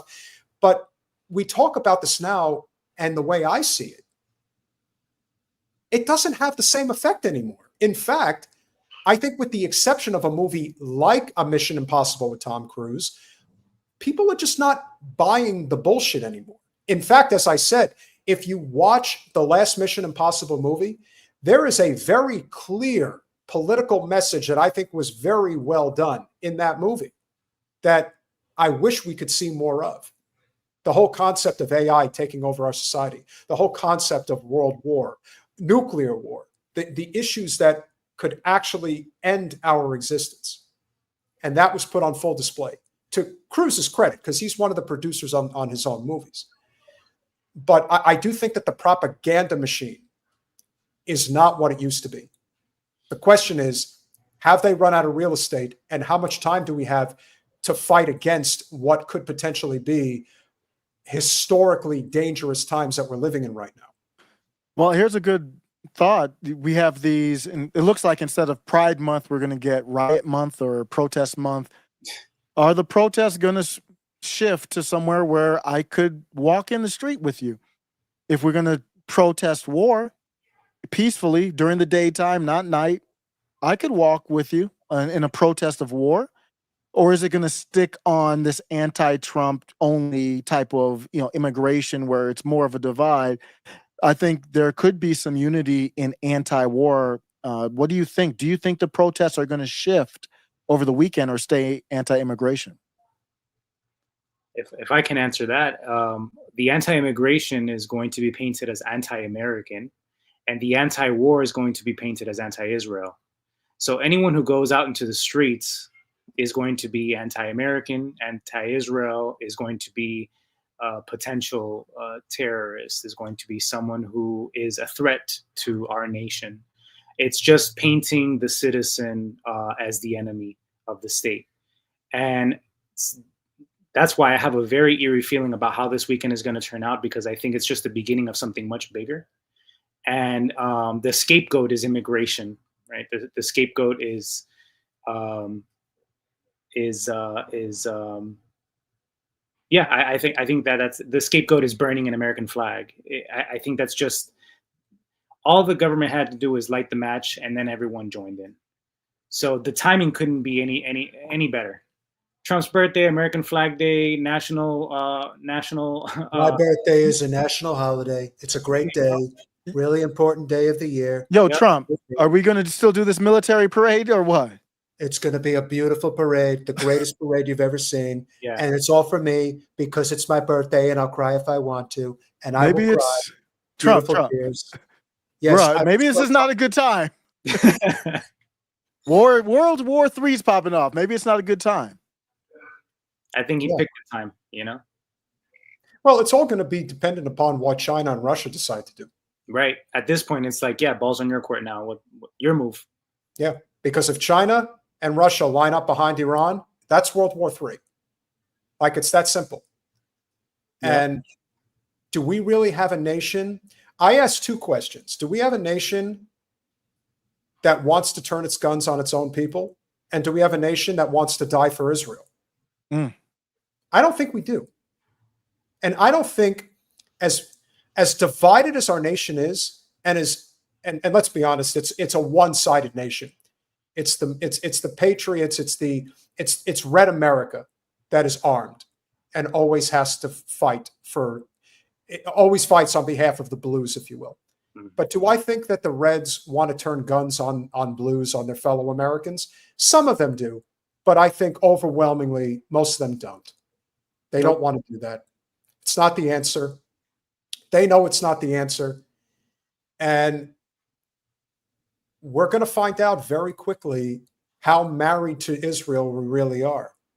Because as I've said, the chinks in the armor are clearly there. And Osiris, I don't agree with you about people like Laura Loomer. I think people like that have their audience, to be fair. They do. But there's also a tremendous amount of influencers out there that have substantially larger platforms, that have supported Trump, that support the MAGA movement. And they are America first. They are not on board with any of this. Mm-hmm. They can see. And I often believe that as much as it has been portrayed that Trump supporters are Trump supporters to the death, I think that there is much more independent thought amongst those particular movements than there is amongst the Democratic Party loyalists who refuse to turn away from the obvious failure that is that party that is just dying every day. Much like we pointed out earlier about Bill Gates, who is considered one of the top Democratic Party billionaires, and yet he is as much an advocate for endless war, surveillance state as anybody. The lines have been blurred. We are seeing now what's in front of us. And I will also point out that we have sellouts amongst us on all sides, but I'm going to play this clip very quickly so that you guys understand that even somebody like Ethan Klein, who is as big a Zion-Nazi as anybody, who's married to an Israeli, keep that in mind too. This was a promotion that he did on his show, I think, a week ago. Another exciting announcement. You do? It's not a big thing, but it's you guys may have noticed we got a button sponsor. Look at it. Oh wait, my glasses. Redact.dev, guys. They are our button sponsor. That's right. We got product sponsors, baby. Really cool company, actually. I'll just tell you guys about them real fast. Basically they've got a pre-roll. Whenever I hit the button, you'll see some Redact stuff now. But they are a up-and-coming tech company that's really, I've been hearing a lot about them. They seem to be really doing great. They mass delete your digital footprint. Twitter, Reddit, Facebook, Discord, all in one place. And I'll say this, when I was trying to erase Twitter, it was impossible. They make it so hard. The software that was available was just trash. Delete. Yeah. And there's still shit up on my feed still. Right. So this one actually works. And if you guys... Well, do you know the little secret about this company, Redacted.dev? Redact.dev? Do you know what the little secret about it is? Yeah, no. It's Israeli intelligence. Oh. Incredible. Do you think Ethan would like to mention that to people? I think that's a little bit of important information. If you're going to be promoting a product and Lord knows how much they're paying your sellout ass, I would suspect that this is a very big problem. And who's to say that somebody like Ethan Klein is not now going to say, hey, Iran was pointing weapons, throwing rocks. Iran was throwing rocks at Israel.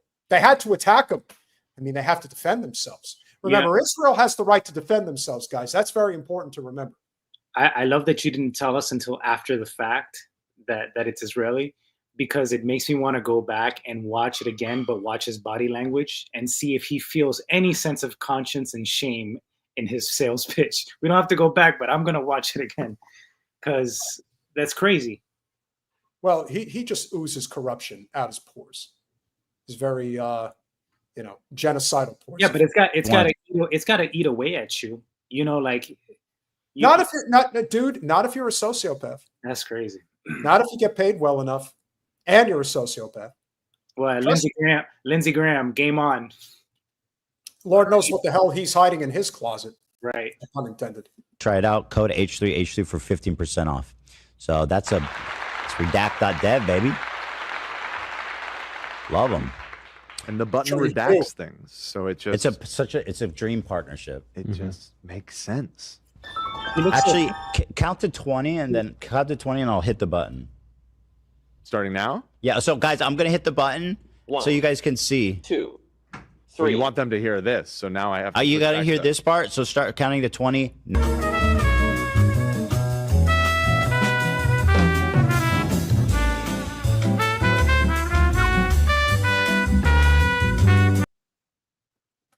What a fucking loser. Oh my God.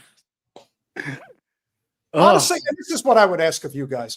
Who do you think watches people like Ethan Klein, Destiny, David Pakman? Who is watching guys like this? And they have large audiences. Now, granted, they probably do just what the Midas Touch guys do, what the MAGA people do. They hone in on a particular issue. For people like Ethan Klein and for Destiny and all them, they just talk about, David Pakman. They talk about Trump 24/7. Everything about their content is basically Trump bad, Democrats good, et cetera, et cetera. But this is where the rubber meets the road. This is a guy who's promoting genocide. We're going to pay you money to push our intelligence operation on your podcast. Will you do our bidding? Yeah. How much are you going to pay me? Oh, that's wonderful. You're going to pay me $5,000 a month, $10,000 a month? I'll do it. Absolutely. And that's it. How much blood does he have on his hands? How many people is he going to get killed? Quite a few, I would think. Yeah, Ethan Klein, his audience is more, they're not really ideological. They don't have any type of philosophy. And I think that's what happened with the Piker and Hassan. And the reason why it matters is I think Ethan gets more normies. And the Piker would get more people who really kind of care about the issues structurally. It's just like your channel. You're going to get people who actually want to know about the issues, want to dive a little bit deeper. Ethan Klein is surface level. I actually like Destiny. I've been kind of in and out. Like when I first started streaming out, like, dang, Destiny's good. Not that I agree with Destiny, but I think Destiny goes deep into topics. Whether I agree or not, he will actually go. I don't like the surface level as much. So that's where I think that divide is. Colin, do you have that audio clip that we talked about? I don't. Oh, wait. Okay. This is what I think of Destiny. You're such a fantastic moron. You're such a fantastic moron. You're such a fantastic moron. That is, in the immortal words of Norman Finkelstein, that is what Destiny is. A fantastic moron. And I often... I don't care if Destiny has good content. I just know that he's a Zion Nazi. Yeah. And to me, that's the cancelable offense. If you're looking for a reason not to listen to anybody, that's the reason. I hate that somebody would put up a graphic like that, but Scooby-Doo's, yeah. Hey, you think Brian Williams has nutted in his pants yet? Remember how happy he was when Syrian bombs were dropping in the air? Oh, I am in love with all these beautiful bombs in the air right now. He's been edging for a while. Of course. He's been edging for a while now. Oh yeah, well, this will just get them excited. I do find it. I mean, I'm not surprised by anything anymore. I could get very upset. I could say, "How the hell did we let this happen? How did we get to a point where we are at the precipice of such a dark period?" And I've always felt that we were living in a very unique time in our nation's history. But I also believe that the danger of this moment is greater than people are recognizing. I think that people are way too comfortable being that we're in the United States, that this can't possibly get redirected here. Who's to say that it can't? Who's to say that this thing doesn't boil over into something very dangerous?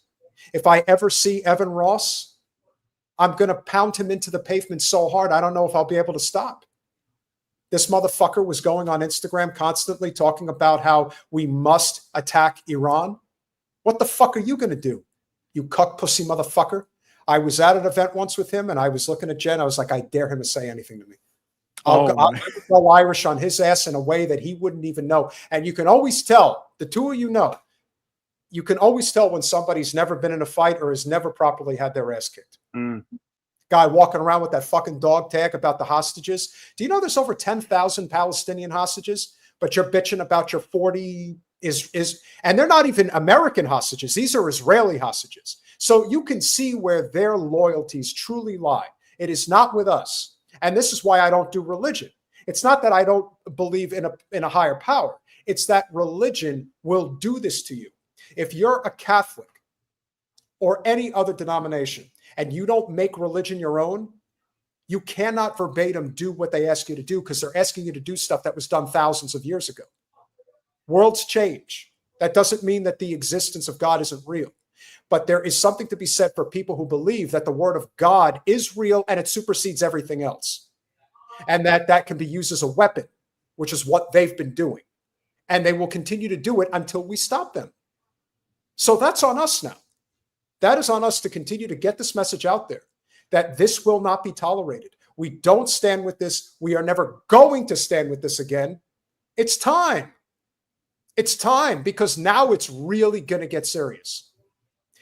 The fastest way to get this fucking country into shape, reinstate the draft. You want to see just how fast this country will shit bricks and piss blood like Evan Ross? How about we draft your ass? Let's put you over there. I'm going to send your ass to Tehran in a box. Maybe you'll be able to hack it. Maybe you won't. But isn't that what you're talking about, Peter? Like you're saying, do people really support this?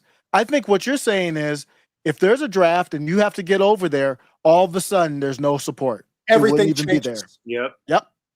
Then it gets real. Then you find out how tough you really are because you ain't tough. Let me assure you, I have been around a good friend who was a lieutenant, who was in Baghdad, and I know he did some really horrible shit. And I was out with him one night, and he got really drunk, and I thought he and his former comrade I thought they were going to kill each other. And I got in the middle of it, and my friend, who's a big guy, he reared back, and he gave me his best punch, and he hit me right here on the jaw, and I didn't move. So for any of you out there who talk big, who really think you're tough, you ain't fucking tough. You're not. You just talk big behind a screen. And I don't do this for a living. I do this because I fucking care about the world. I care about people that are weaker than I am who can't defend themselves against fuckheads like Evan Ross and everyone else out there who has brought us to this point. Evan Ross, if I ever fucking see you, dude, if I ever fucking see you, you better run. Calling him if out. I'm in your presence. Well, 2 points, Peter. As you mentioned, I do believe if your religion turns a blind eye to genocide, to mass murder, you don't believe in anything, you know? And as you pointed out earlier as well, if we think that if we had voted for Kamala, that this would not be the outcome, going back to all the previous Democrat presidents, it would have been the same. I just thought, given the uncertainty and the volatility of Trump, that we had a little bit more time. And I can't believe the day's here. And now we're going to see what happens. This weekend is, I think a lot is going to be revealed in the next 48 to 72 hours. I think it goes without saying that we don't really know the full scope of the significance of Elon Musk making the statement that he made the other day about Trump being in the Epstein files, whether it was true or not. The statement got redacted almost immediately, and now we are here. There are people in very high places that will send us into a world war to protect themselves from exposure to God knows what shit they've been involved in for the longest time. I still want to know, going back to 9/11, who invested or who sold off their billions and billions of stock options on United and American Airlines 3 days before 9/11. Mm-hmm. I want to know who did that because somebody knew something was coming. Yep. Would you like to close with a fun little topic before we depart for the evening? Let's do it. Sure. Are there Israelis across the river in New Jersey celebrating very jubilantly during the attack of the towers, holding up a lighter in front and being photographed with the burning building behind him.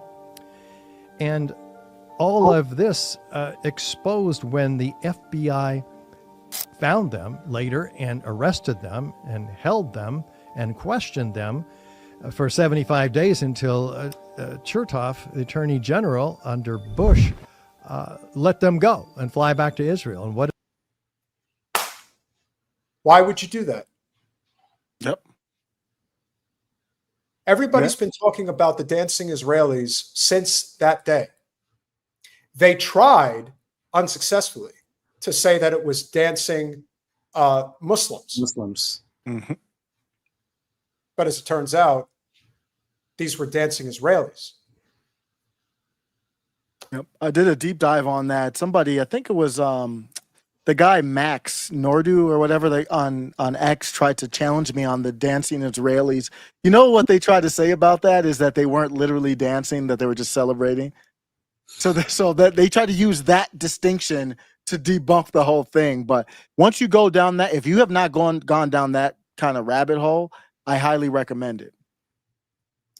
There's a lot of, what's funny is that we're going over the 2-hour mark now on the podcast, and there's probably like 3 or 4 other stories that we could cover. I mean, obviously right now this is the topic of our time, and it is extremely important that we cover it.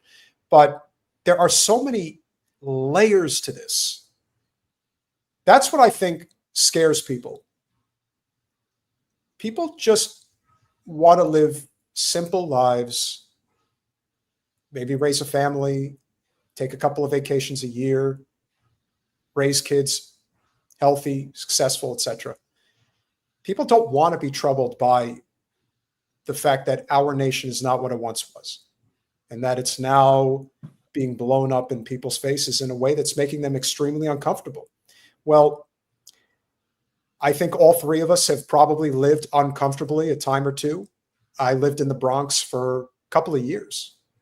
I didn't have anything. I lived in a room with a mattress on the floor and a folding chair to put my computer on.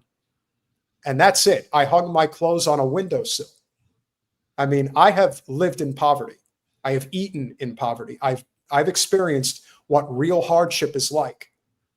And if you haven't experienced that, you can never teach it. You can't share it in a way that a person who hasn't could ever understand. And we are a spoiled country in a lot of ways. We have a lot of problems, but the people that have benefited from this country being the way that has worked in their favor, the level of selfishness and outright naivete about the realities of the world and the things that people have to go through on a daily basis. It's not that I don't think people care. I think people do care. It's just they've got too much going on to really worry about these types of things. And the system is designed in a way to make it so that that's the case. Waking up every day wondering, all right, is my job safe? Am I going to eat the right foods today, etc.? All these things come to mind. And then all of a sudden you've got this world war or God knows what else going on in the background. And you're thinking, I'd like to help, but how the hell can I? I don't have time for this. Yep. And we didn't even get into the topic of what the next generation looks like here in America with the food and, the water and the environment, these instruments of mass distraction, the way that things are designed. When I look at my siblings, the scrolling culture, just creating an attention deficit, psychological, with the chronic disease and autism in the younger generation. And are they going to be the ones that are paying into our Social Security and taking care of us when we're retired? Like, there is so much at stake here. There are so many things that we can add to and we can discuss tonight, domestically and internationally, that really gets us to the conclusion of we really don't know what the future holds, and you have to lean on something that is superior to just this world. And this is where, like I said, I have found my peace in prayer, in making sure my conscience is clear, and doing the things that a young man must do for his wife and for his family. At the end of the day, that's really the most we can do. And then, of course, get the word out and talk about these things and reach out to as many people as possible. I remember when you just told me the generational change just as a concept, as an idea, and look where we are today. You know, I'm very proud of you, Peter, for always sticking with it, for never, ever just, 1 year of doing this, I think I'm done. 2 years of doing this, we had a good run. You're still going at it, brother. And I respect you for that. The path to victory is consistency. And we just got to keep going, pushing through the mud. Thank you, sir. Let's finish it out. Did they say on the news in Israel? They were there to document the event. He says, we were there to document the event. Well, wait a minute. Did you know the event was coming? Shows they at least knew it was either involved or they knew. Seems pretty crystal clear to me that 9/11 was an inside job and that Israel had a heavy hand in it. Yep, and you can't really talk about it. Yep. That's the other part about it. But haven't we learned, Osiris, that when it's something that you're not supposed to talk about, then that is the third rail, and that's where the truth lies. Yep. And that's why I respect the courage from you and Jen and many others. You might think that there's nothing we can do, and I would say that is the black pill. I'd never be black pilled. As far as black pill means pessimistic, basically. Just you can put your drop of water in the ocean, and it can mean something along with a bunch of other ones. But I think that every little drop matters. Last clip before we call it a night. Albert Einstein was once asked to be the president of Israel in 1952, and he refused. Here's why. In 1948, in a letter to the New York Times, Einstein, along with 28 other members of the Jewish community, stated that the Israeli political party closely resembles the Nazis and fascist parties in their ideologies and methods. In the letter, they condemned the Zionist militia's massacre in Deir Yassin, saying that they should have felt shameful. But there's much more. 10 years before the letter, Einstein once said that a Jewish state with borders and an army to protect those borders goes against the religion of Judaism. Even America at the time, Secretary of State George Marshall opposed recognizing the state of Israel. In a 1938 speech, Einstein said, "I should much rather see reasonable agreement with the Arabs on the basis of living together in peace than the creation of a Jewish state." 1938. This was even before World War II started. But Einstein, perhaps the most influential Jewish person who ever lived, made this statement.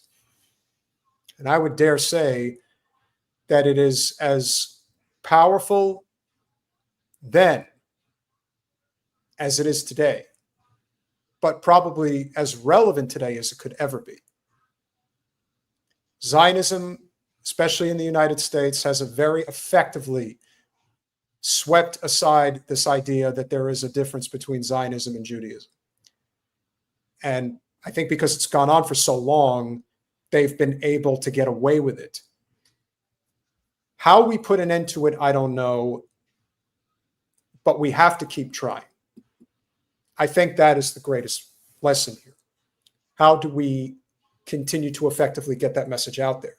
Now, I think it's much more effective when people like Jen are, espousing that message. Dave Smith is espousing that message. Norman Finkelstein is espousing that message. Because you do need prominent members of the Jewish community to be speaking up. And there's way too many of them that know what's going on right now, and they have remained silent. There is a code of silence that exists, and we've seen it in different situations, in different cultures over many years, where people feel the need to protect their own, even if they know that they're wrong. We've seen what's happened in certain Latino communities when it comes to illegal immigrants. We saw what happened in the Black community, particularly with the O.J. Simpson case. And we are seeing this now in the face of a much greater problem, which of course is a literal genocide coupled with a potential third world war, because there is a substantial portion of the Jewish population in this country who does not agree with what's going on, yet they refuse to speak out against fellow Jews because they see it as somewhat of a third rail, a non-starter. We simply can't go there. Well, how are you going to feel when people are getting drafted into war? Iran is no joke. Turkey is no joke. And if they get backed up by China or Russia or both, what if BRICS backs Iran? What then? What if India, Brazil, South Africa, what if they all line up against us because we can't stop supporting Israel? Well, Russia has to back Iran. I know Russia's kind of in the middle because they're not totally against Israel, but I mean, that's where they're getting their drones from, is Iran, I believe. Yeah. For the Ukraine assault. So they can't ruin the relationship with Iran. That's for sure. Very dangerous and troubling times, gentlemen. What a perfect evening to bring you on. Ozma Ansari, a tremendous supporter of Jen and just an amazing person. Great show today, Peter. Love your guests. We love you too, Ozma. We appreciate you being here, inshallah. Dave L., thank you so much for the $5. I said a bunch of mean stuff on Cory Booker's YouTube channel. Hope that helps. That's the drop in the ocean. There you go. If you guys are looking for a really fun time here in South Florida, the Democratic Party yearly gala is taking place at the Hard Rock in not this weekend, but the following weekend. And who do you think is the keynote speaker of that wonderful event? None other than Mr. Zion-Nazi himself, Cory Booker. So think about maybe attending. Just happen to be going to the casino for a little bit of fun. Maybe you find your way into that big auditorium. Maybe you might have a Free Palestine shirt underneath. Make it interesting. Yalabai, thank you so much for the $1.99. Alex Karp is a sellout to the black community. Alex Karp is half black. A lot of people don't know that. Really? Yes, What? he is. He's half black. I never knew that. Yep. What? I mean, not that it changes anything. I'm just like, I had no idea. You wouldn't know it by looking at the guy, Yeah. but no, that's what he is. Wow. Jessica Mai, great to see you. Thank you for the $4.99. Israel struck Iran. It's reported now. Middle MAGA, do you have a new channel? Miss your shows. Yes, it's Index Red. So at Index Red. And it's the same channel. I just changed the name. I just couldn't do the MAGA thing anymore. It's just, yeah. So I'm Index Red. Excuse me, you're a total loser. MAGA's forever. You can't leave. Once you're in, there's a reason it's red, because it's blood. Blood in, blood out. That's the only way it works. Sorry, Trump. It's over, bro. No, there is no sorry. I don't accept. Iranian kiddo, and again, best to your family. $4.99. There are 200,000 Armenian Orthodox Christians in Iran. Not Iran for sure. We love the Armenians. We could have. We're not doing it tonight, but we could have talked about Patrick Bet-David. That could have been an interesting conversation. Yeah, that would be interesting. Yeah. Next time. We should do this again. The three of us should do this. And Jen, I'm sure would love to have you guys on anyways. There's a couple of topics that popped up in my head while we were talking. Yeah, 100%. Go back to Mark J, thank you for the $2. Great panel and discussion. Thank you. Cyan, thank you again for the $5. The corpse of John McCain spotted dancing over his own grave, celebrating the war Iran has started. As much as I hate to laugh, it's probably true too. Eden, thank you so much for the $4.99. They just attacked Iran. It appears to be so. Sailor Jerry Swallow, thank you for the $2 Canadian A. Israel attacks Iran. It is on now. It is on now. There is no question. It is very much on, and it is very much going to be a very dangerous situation that is only going to be heightened. But as you guys know, we don't do this for a living. We do this because we care. We do this because we want to get the message out there. Otherwise, we would be broadcasting every day, but we don't. We hope you get your fill. There's going to be a lot of wonderful clips that will come from this. If those of you that are watching on Index Red, please subscribe to Generational Change, smash that like button, share, and make sure that you click the bell. And if you guys are so inclined, make sure if you are not following Osiris over on X, follow Index X Red TV and make sure that you follow his work. I think I have inspired Osiris to get back in the game. So hopefully some more live streams will come about. And of course, Anthony, it is always a pleasure, brother. Please say hello to your lovely queen from Jen and I, as well as the family. We certainly hope everybody's doing well. Even though we don't get to see each other that often, it is always a pleasure to talk to you. And as well as you, Osiris, I think this has been not just a great conversation, but a conversation that flowed. It flowed very seamlessly. It didn't have any dead spots. I think we hit the topics that needed to be hit this evening. Any last words from either of you before you depart? It's always great. You have one of the best audiences out there. So fair, so involved. Thank you to everybody. Appreciate it. Osiris, it's a pleasure meeting you. Peter, thank you for having me. I'm looking forward to the next conversation. Let's go Mets. You got a real shot, brother. Unfortunately, you took full advantage of Osiris's Rockies. He's out in Colorado, so you got to take the wins where you could get them. But yeah, Pete Alonso and Aaron Judge, definitely a little New York sparring action going back and forth this year. It's a lot of fun. Take care, guys. Appreciate you, gentlemen. Peace. So that was a lot of fun. I hope you guys enjoyed it. I don't know what's going to happen now. I really don't. I can't even say that there's anything to be optimistic about in this moment because obviously it's way too early. I do believe that